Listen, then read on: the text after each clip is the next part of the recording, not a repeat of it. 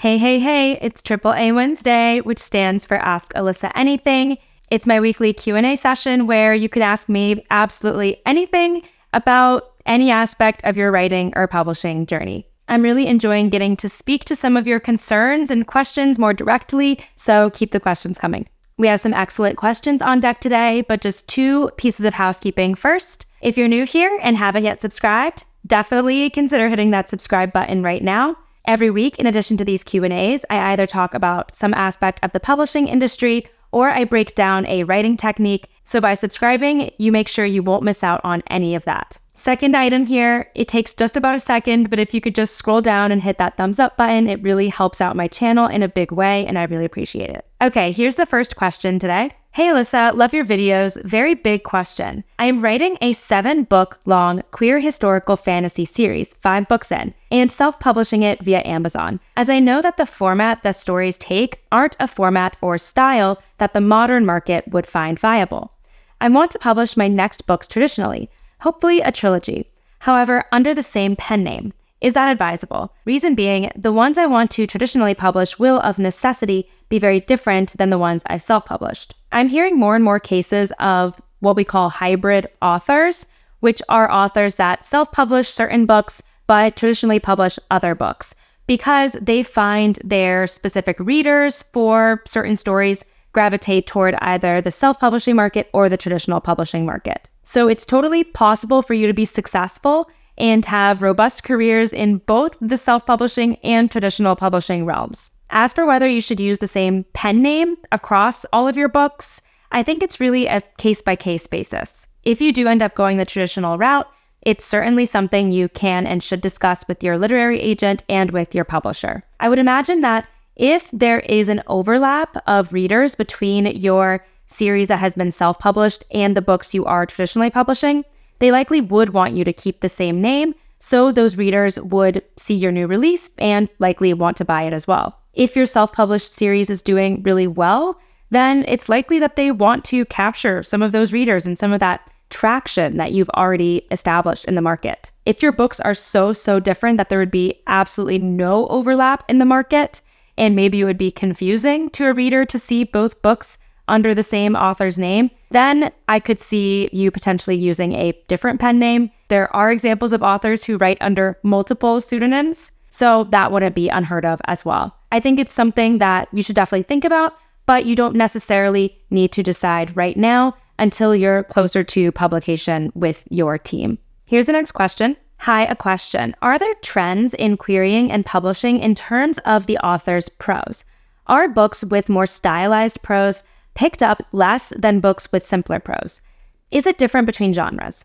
I worry that there will be less and less tolerance or demand for books with more stylized or less accessible prose. When we're talking about the style of prose in a story, how much of the focus of the reading experience is on the actual language being used versus things like the plot and the premise and the characters? We often use terms like literary, upmarket, or commercial in the publishing industry. Books that tend to be more literary tend to have more of a focus on style, and books that are more commercial tend to have more straightforward prose, but more focus on plot. That, of course, is a very simplified version of it, and many successful books have elements of very stylized prose, but also a strong plot. So I like to think of it as a spectrum, but one style of prose is not necessarily more popular or better than another. There are examples of very successful, amazing stories told in extremely beautiful language, and stories that are compelling and engaging that are told in a simpler prose style. As an author, I think it's always best to nurture what your own personal writing style is,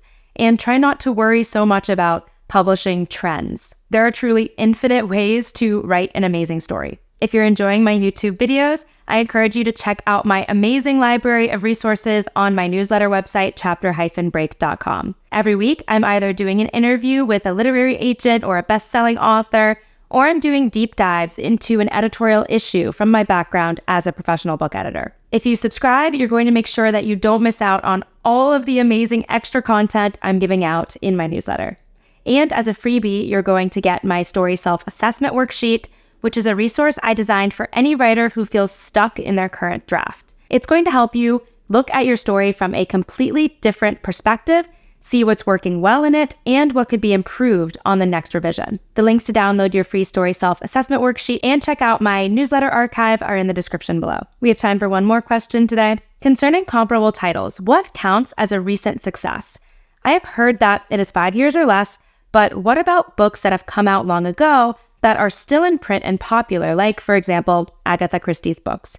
Can a present-day writer use "And Then There Were None" as a comparable title? When we are evaluating the viability of a comp title, we tend to look at the publication date versus looking at what books are still being sold today. So, for example, more canonical authors that are still getting tons of sales today may not be the best choice as a comp because they were published a long time ago, and therefore they aren't reflecting other authors who are in your cohort, so to speak, and are being published right here and right now. When you are looking for comps, I do recommend trying to focus your efforts on books that have been published within the past 5 years. Because after all, you are going to be an author publishing hopefully within the next 5 years. So the idea is that the comps are going to somewhat reflect what your own publishing success could look like. And when we're talking about canonical authors or authors who have had a decades-long history of publication but are still selling today, that may not be the best comparison to your own publishing journey, particularly if you are a debut author.